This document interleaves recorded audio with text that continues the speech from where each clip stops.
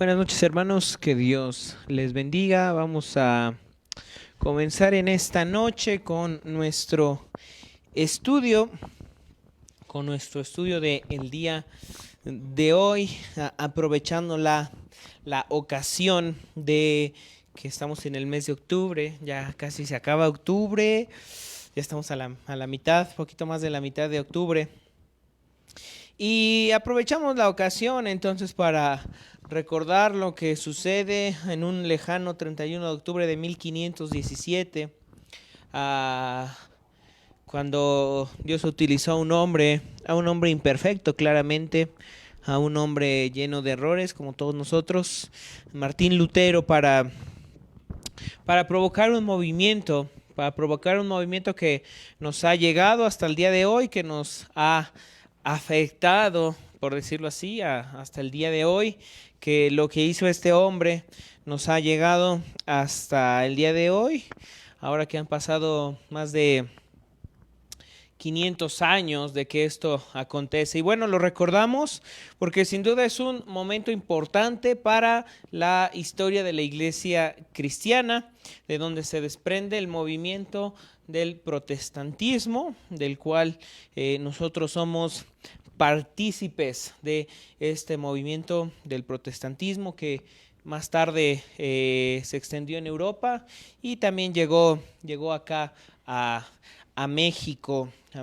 por parte de los ingleses. Pero bueno, ese es otro tema. Entonces, la semana pasada empezamos a hablar ya acerca de lo que es la Reforma protestante y que era parte del discurso que encontró este hombre llamado Martín Lutero. Parte del problema en aquel entonces del control de la Iglesia Católica eran los malos manejos que se estaban llevando y las creencias erróneas acerca de la salvación. El hecho de que se pudiera comprar una indulgencia fue una de las cosas que más llevó a Martín Lutero en todo este movimiento de la Reforma protestante. Parte de esto ya lo mencionamos la semana pasada. Lo que sucede con Martín Lutero es que él, leyendo la escritura, encuentra algo totalmente diferente a lo que se estaba diciendo en aquel entonces. Él era maestro en teología, él era teólogo, él era estudiante. Entonces él, al estudiar, se encontró con la verdad de Dios de que la salvación solamente es por gracia de Dios. La salvación no se puede ganar, la salvación no se puede obtener, solamente es otorgada por Dios, por gracia, no por méritos propios, no porque Dios ve algo en nosotros, no porque seamos dignos de ser salvados, sino todo lo contrario, sino porque Dios ve nuestra necesidad de Él. Entonces, bueno, pasamos a la siguiente diapositiva. Y quiero mencionar algunas cosas que no mencioné la semana pasada. Y parte de esto viene aquí, en este punto, en cuanto al preámbulo de lo que sucede en la Reforma protestante. Y es que hay muchas cosas que provocan que esto suceda. No sucede de un día para otro, no sucede inmediatamente. Esto tardó siglos. Y antes de que Martín Lutero llevar a cabo lo que hizo explotar la Reforma, hubo muchos otros hombres que protestaron cosas similares a las que protestó Martín Lutero. Y bueno, parte del problema aquí, y como ha sido a lo largo de la historia, es la unión entre la iglesia y el gobierno. Allá por los años lejanos del 315 después de Cristo, vemos una de las primeras o la primera unión entre el gobierno y la iglesia. Esto sucede allá con el Imperio Romano. El Imperio Romano pasa de perseguir a los cristianos a ahora declararse como, bueno, después del 315 declararon al cristianismo como la religión oficial del imperio. Entonces, antes se perseguía a los cristianos por creer en Jesús y por decir que Jesús era el Señor y no creer que César fuera el Señor de las cosas. Y se perseguía a los cristianos por eso. Ahora el cristianismo avanzó tanto, la gente empezó a creer en el Señor Jesús, que las cosas cambiaron. Y entonces ahora, por temas políticos, por temas de intereses, probablemente es que esto sucede. Ahora al Imperio Romano se declara cristiano y ahora quien se persigue es a los que no creen, a los que no son cristianos, a los que no profesan ser cristianos, a esos se les persigue.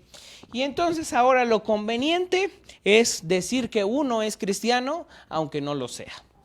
Aquí es donde empieza parte de la corrupción. Esto es del año 300 y la reforma viene un milenio después, viene 1000 años después la reforma protestante. Bueno, entonces aquí es donde comienza parte del problema que tenemos, que esto es un problema que tenemos incluso hoy en día, que en aquel entonces, pues por conveniencia la gente decía creer en Cristo para que no los mataran, ¿no? Porque ahora tenían que ser cristianos. Aunque realmente no lo fueran, esto es algo que sucede tristemente hoy en nuestros días. Hay mucha gente, incluso nosotros quizá hemos sido parte de eso, que decimos creer en el Señor Jesús, pero realmente no lo creemos. Nuestra vida no demuestra que realmente le creemos. Nuestra manera de vivir, nuestra manera de pensar, nuestra manera de hablar, no demuestra que realmente creemos en Él. Entonces, bueno, pasamos a la siguiente diapositiva. Y esta unión entre la iglesia y el Estado que hubo en aquel entonces provocó la formación de la iglesia romana. En aquel entonces el cristianismo estaba formándose, estaba comenzando a formalizarse como toda una estructura que obviamente ya había dejado el Señor Jesucristo a través de los apóstoles, y por la multiplicación se empezó a hacer grande. Y esta unión entre la iglesia cristiana y el Imperio Romano generó la iglesia romana, que más tarde pasaría a tomar el nombre de Iglesia Católica Romana. Y de aquí es donde proviene todo el asunto. Esto sucede allá por el año 315 mencionamos. Por ahí es que sucede esta unión, que surge la Iglesia Católica Romana, que el término católico realmente significa universal. Ya después se adueñaron de eso. En aquel entonces, por los años 300, los hombres estudiosos de la Biblia empezaron a utilizar el término católico para referirse a la unidad de creyentes en el mundo que había en aquel entonces. Entonces, primero se utilizó el término católico para referirse a todos los creyentes, a lo que hoy decimos la Iglesia Universal, o sea, los hermanos que están allá en China, los hermanos que están en Rusia, los hermanos que están allá abajo en Chile, en Argentina, en África. En todos esos países formamos parte de la Iglesia Universal, formamos parte del cuerpo de Cristo. A esto era lo que se referían los primeros escritores que utilizaron el término católico, a la Iglesia Universal, a los creyentes en la historia, a los creyentes en el presente y a los creyentes que habría en el futuro, o sea, nosotros. Pero bueno, después se adueñaron de este término y ahora es por eso que conocemos a la Iglesia Católica, que parte de lo que tenemos aquí en México es la Iglesia Católica Romana. Bueno, pasamos a la siguiente diapositiva. De aquí es donde surge el problema. La iglesia, al unirse con el Imperio Romano y convertirse en la Iglesia Romana y convertirse en la Iglesia Católica Romana, se corrompe, porque la iglesia pasa de tener puestos de liderazgo que se obtenían, por decirlo de alguna manera, por ser hombres ejemplares, que amaban a Dios, que servían a Dios, que eso es lo que debe ser la iglesia. Los que son líderes, ¿no? Deben ser hombres ejemplares, deben ser hombres que aman a Dios, que aman servir. Siempre ha sido así, Dios lo estipuló así. Los apóstoles, ordenados por el Señor Jesucristo, el apóstol Pablo, lo ordenaron así. Los líderes dentro de la iglesia deben ser hombres que sirvan a Dios, mujeres que sirvan a Dios. Bueno, el problema fue que al unirse con la iglesia, con el Imperio Romano, la iglesia al unirse con el imperio, esos puestos de liderazgo se convirtieron en puestos políticos. Y entonces esos puestos políticos se obtenían como siempre se han obtenido los puestos políticos, con dinero. Entonces, los que estaban arriba, los que tenían un liderazgo, no era porque fueran verdaderos siervos de Dios, sino porque obtenían los puestos, se convirtieron en puestos políticos, la iglesia pasó a ser un gobierno político. Aquí es donde viene la corrupción dentro de la iglesia cristiana, dentro de la iglesia romana. Cristiana porque aún seguían profesando creer en Cristo. Y esto es parte del problema. La corrupción dentro de la iglesia cristiana, que tristemente no es muy diferente en nuestros días. En muchos ámbitos dentro de la iglesia cristiana sigue habiendo corrupción de este tipo. Entonces, esto solo es un ejemplo, ¿no? de lo que puede suceder. Entonces, aquí es donde vienen los malos manejos. Gente que no conoce a Dios, gente que no ora, gente que no lee, gente que no está comprometida con Dios, estaba en puestos de liderazgo porque los había obtenido. Con dinero o con palancas, ¿no? Como decimos aquí, como solemos decirlo. Entonces, vienen los malos manejos porque esos líderes lo que estaban buscando eran intereses personales más que servir a los demás y servir a Dios. Entonces, antes de que venga Martín Lutero, antes de que llegue este punto clave allá en 1517, hubo hombres antes de él que protestaron estos malos manejos dentro de la iglesia cristiana, dentro de la iglesia romana, dentro de la iglesia católica. Uno de ellos, por ejemplo, es John Wycliffe en Inglaterra. Este hombre, John Wycliffe, fue asesinado por traducir la Biblia al inglés. Así estaba la cosa en aquel entonces. También tenemos a otro hombre llamado Juan Hus en Checoslovaquia, a otro hombre llamado John Wessel en Alemania. Estos hombres dieron su vida por oponerse a malos manejos, a enseñanzas que estaban guiadas por intereses personales dentro de la Iglesia Católica Romana. Y a esta lista después se añade Martín Lutero, que también protestó en contra de estas enseñanzas. Por eso es que es el movimiento protestante, por eso es el protestantismo, porque Martín Lutero protestó en contra de la iglesia. Entonces de ahí surge todo el movimiento protestante. Pasamos a la siguiente diapositiva. Martín Lutero, entonces, él encabezó el movimiento, él llegó en el punto cumbre, estuvo en el momento indicado. Aquí parte del asunto que tenemos que mencionar es que Martín Lutero, él en ningún momento buscó generar un rompimiento con la Iglesia Católica. Martín Lutero era un monje, Martín Lutero era católico, Martín Lutero amaba a la Iglesia Católica. Y como él amaba a la Iglesia Católica, se dio cuenta de los errores que había dentro de la Iglesia Católica y él, al empezar a protestar, lo estaba haciendo con la idea de poder corregir a lo que él amaba, de poder corregir a la iglesia que él amaba, de poder corregir a donde él pertenecía. Y las cosas que él estaba viendo que se hacían mal, no puede ser así. Martín Lutero en ningún momento, al principio, no quiso generar todo lo que provocó el protestantismo, ni mucho de lo que sucedió Martín Lutero lo quiso hacer al principio.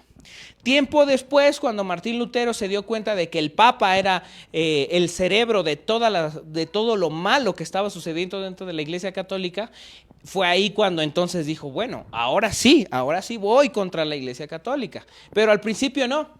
Cuando comenzó el movimiento protestante, cuando protestó por primera vez, él lo hizo con la intención de regresar a la Escritura. Se dio cuenta que la iglesia se había apartado, se dio cuenta que la iglesia se había ido por otro lado y el deseo, el anhelo de Martín Lutero era regresar a la Escritura. El deseo de Martín Lutero era que en ese tiempo los sacerdotes dejaran de hablar de las indulgencias y hablaran de que la gente puede ser salva a través de la fe. Ese era el anhelo de Martín Lutero. Obviamente no era el anhelo del Papa ni de los sacerdotes porque no había dinero en predicar eso, ¿verdad? Entonces, Martín Lutero no quería provocar el movimiento protestante, él tan solo buscaba regresar a la Escritura. Y entonces consideraron a Martín Lutero una amenaza, porque se dieron cuenta, el Papa se dio cuenta de que Martín Lutero iba en contra de los intereses que él tenía, y entonces lo desechó, solamente que no sabían lo que esto iba a provocar. Pasamos a la siguiente diapositiva. Martín Lutero, entonces, la noche que comienza, bueno, el día, no fue noche, fue día, el día que comienza la Reforma Protestante, el 31 de octubre, lo que hace Martín Lutero es ir a las puertas de la iglesia que estaba ahí en Wittenberg, en Alemania. Y Martín Lutero ahí clava unas hojas donde él escribe 95 puntos, 95 reactivos, o conocidas las 95 tesis, donde él estaba hablando acerca de las creencias erróneas que había en aquel entonces. En esas 95 tesis, Martín Lutero estaba defendiendo al Papa, porque él para ese momento no sabía que el Papa era el cerebro de lo que estaba sucediendo y de las ventas de las indulgencias, que ahorita vamos a mencionar específicamente qué es. Martín Lutero, en esas 95 tesis, él va y las clava, porque clavándolas él estaba llamando al debate, estaba llamando a tener una conversación para hablar de y para defender sus 95 tesis, sus 95 conclusiones acerca de los errores que había dentro de la iglesia. Y esto es lo que dice la tesis 62 de Martín Lutero, de esas 95 que él escribió y clavó ahí en las puertas de la iglesia. El verdadero tesoro de la iglesia es el Santísimo Evangelio de la gloria y la gracia de Dios. Martín Lutero hizo mucho énfasis en el hecho de que la salvación es por gracia y la salvación no se puede comprar, como bien lo decían en aquel entonces. Entonces pasamos a la siguiente diapositiva.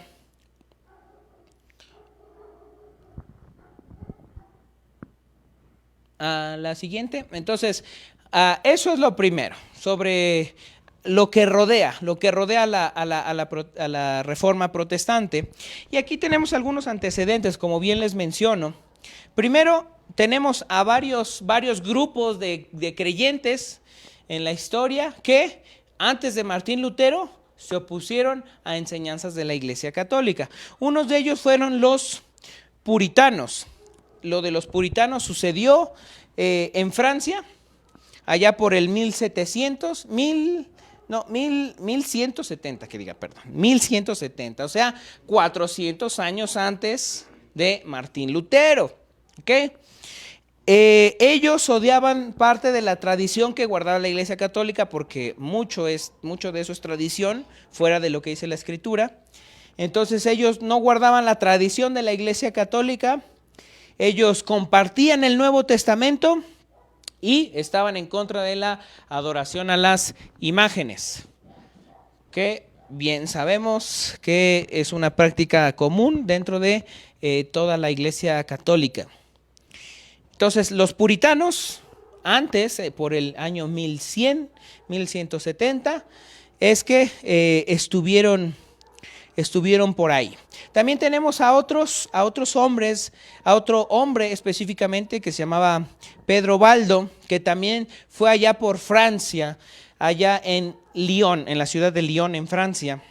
Este hombre no era más que un comerciante, por decirlo así, que él también se opuso a las enseñanzas muchas de las enseñanzas de la Iglesia Católica y de las costumbres católicas. Y él, predicando, fue que se convirtió alguna gente y se formó el grupo de los valdenses.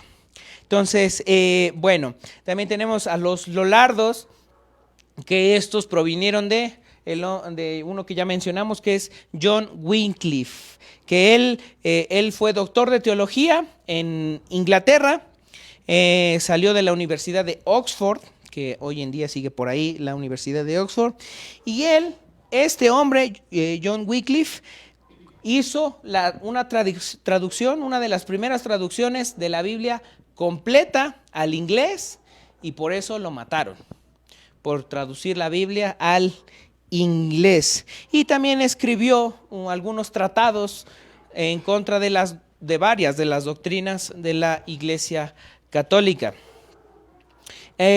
Juan Hus siguió los pasos de este hombre, de John Wycliffe, y este hombre, Juan Hus o John Hus, él predicaba de la misma manera en contra de la corrupción que había dentro de la Iglesia Católica.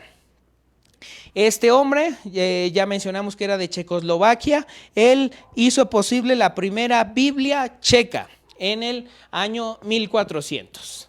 O sea, volvemos a decir, 100 años antes de Martín Lutero. Y tenemos a otro hombre, Savonarola. Él fue un monje de la orden de los dominicos en Florencia, en Italia. Este hombre también era católico, este hombre estaba dentro de la Iglesia Católica, y él predicaba en contra de todos los malos manejos que se hacían dentro de la Iglesia Católica. ¿Cómo es que los conocían? Porque ellos estaban porque ellos los veían. Y bueno, a él lo mataron, lo colgaron y lo quemaron en el año 1498. Unos poquitos años antes de Martín Lutero. Entonces, estos hombres Martín Lutero más bien se añade a la lista de estos hombres que buscaron ir en contra de los abusos, ir en contra de los malos manejos, ir en contra de todo lo que está fuera de la Escritura, que está de más en la Escritura y que se utiliza para aprovecharse de la gente. Parte de la enseñanza que nos dejan estos hombres y Martín Lutero es ir en contra de todo lo que se predica que no está de acuerdo a la Escritura y que se utiliza para aprovecharse de la gente. Eso es el ejemplo que ellos nos dejan, de buscar a Dios verdaderamente, de buscar qué es lo que Dios dice realmente. Porque a mí me pueden decir algo, incluso yo puedo decir algo, pero todos, en ese sentido, todos estamos sujetos al error. Pero por eso es importante buscar qué es lo que Dios verdaderamente dice. Y estos hombres fueron el ejemplo de eso.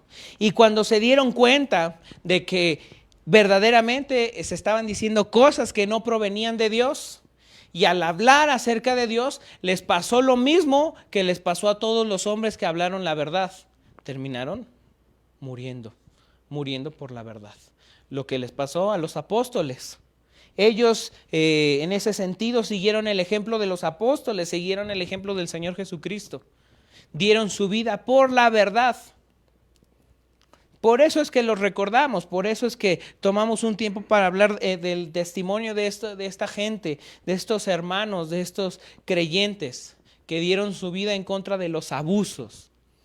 En ese tiempo era la Iglesia Católica. Hoy debemos de reconocer tristemente que dentro del movimiento protestante muchos abusos se hacen.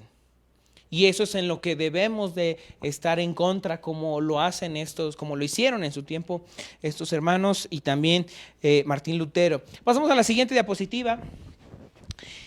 El día que estaban por quemar a Juan Hus, este hermano pre-reformador, porque así se les llama, ese es el nombre específico, los pre-reformadores, porque ya después fue Martín Lutero y los reformadores, porque Martín Lutero inició y se fueron agregando algunos otros hombres a la par de Martín Lutero. Bueno, Juan Hus, el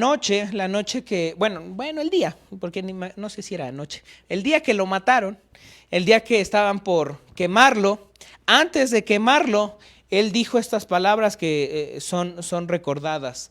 Antes de que él muriera dijo: puedes asar el ganso, pero en 100 años se levantará un cisne con un canto que no podrá silenciar.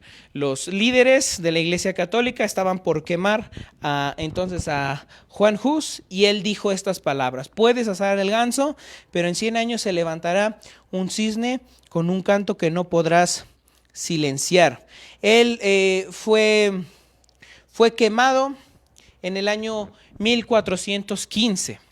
Martín Lutero, el día que comienza el movimiento de la Reforma, es en el año 1517, 100 años después. Entonces, de quien está hablando de sí mismo, que él es el ganso al que están por quemar, y habla de Martín Lutero, que en 100 años se levantaría, alguien que no podrían silenciar, y ese hombre era Martín Lutero. A él no lo mataron, él se murió, pues por el tiempo. A él no lo mataron, a él no lo martirizaron, no pudieron matarlo como bien hubieran querido a Martín Lutero, y tampoco pudieron matar el movimiento de la Reforma protestante. Pasamos a la siguiente diapositiva. Y bien interesante que la Reforma, el momento en el que se lleva a cabo, es un momento crucial dentro de la historia de la humanidad.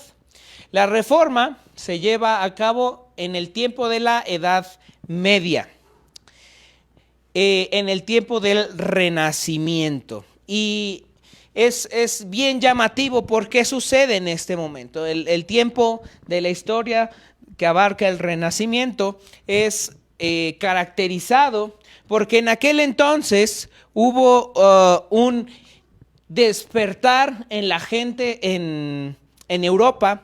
Hubo un interés profundo sobre el por qué las cosas son como son. Por eso se le llama el Renacimiento, porque hubo un renacer, hubo un nuevo interés. La gente volvió a interesarse en las cosas, la gente volvió a cuestionar.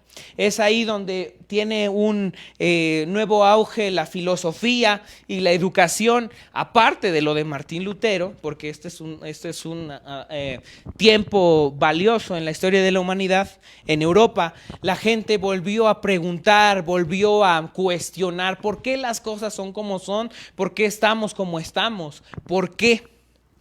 En este tiempo, en la Edad Media, los estudiantes, los universitarios, este interés abarcó a la gente en general.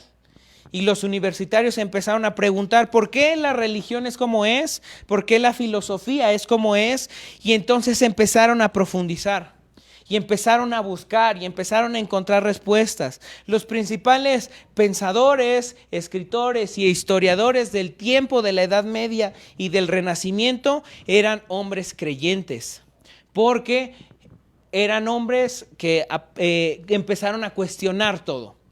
Y uno de esos hombres que empezó a cuestionar, que empezó a estudiar, que empezó a profundizar, fue Martín Lutero. Pasamos a la siguiente diapositiva. Y entonces el Renacimiento no tiene nada que ver con un movimiento religioso. Más bien, la Reforma encontró lugar por el Renacimiento. El Renacimiento fue muy aparte. No fue un movimiento religioso, sino literario. Pero no estaba en contra de la religión, sino que más bien generó en la gente dudas, interrogaciones, buscar, investigar y encontrar preguntas. En países como Alemania, Inglaterra y Francia, el movimiento fue más religioso, y en Alemania fue donde comenzó toda la Reforma protestante. Despertó un interés en los estudiantes en aprender los idiomas originales, en aprender griego y hebreo, y Martín Lutero era partícipe de esto. Él había estudiado griego y hebreo, por eso fue que pudo llevar a cabo la primera traducción completa al alemán. Entonces, generó un nuevo interés en los cuestionamientos, en investigar, en preguntar.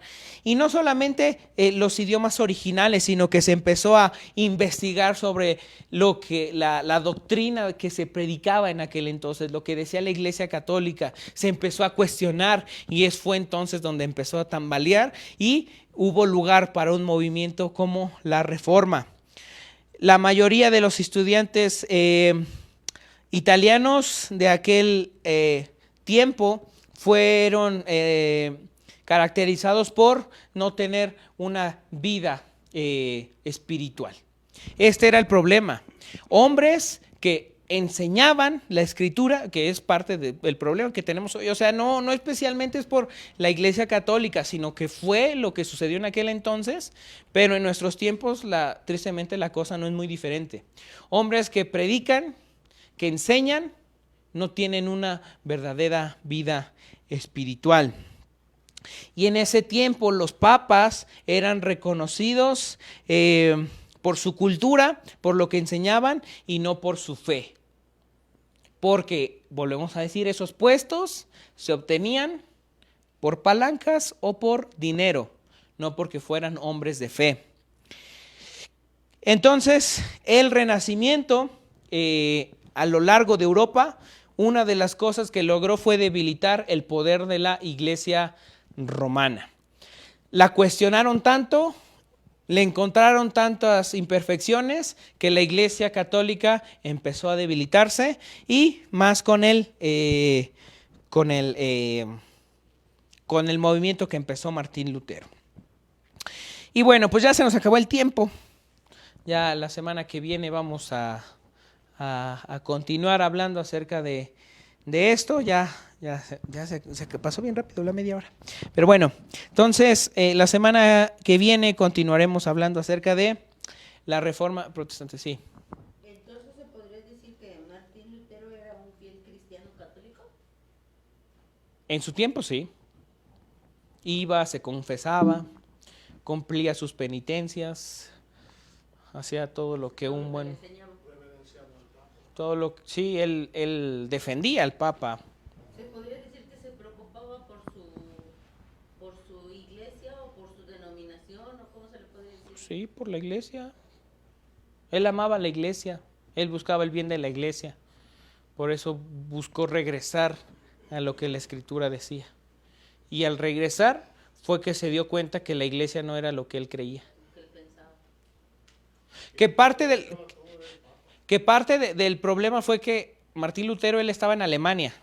Él estudió en Alemania, él se formó en Alemania. Martín Lutero era alemán. Su papá se llamaba Hans Lutero, por cierto. Entonces, el problema fue que Martín Lutero se formó en Alemania. Y él, su sueño, su anhelo era ir a la cabeza a donde se encontraba la central de la Iglesia Católica Romana, que es en Roma, que es en Italia. Cuando él de Alemania, va a Roma, va a Italia, va ahí a donde está el Vaticano, cuando él va y ve la clase de corrupción que hay ahí, es cuando se empieza a dar cuenta que la iglesia no es lo que él pensaba, lo que él consideraba, lo que él creía, lo que él amaba.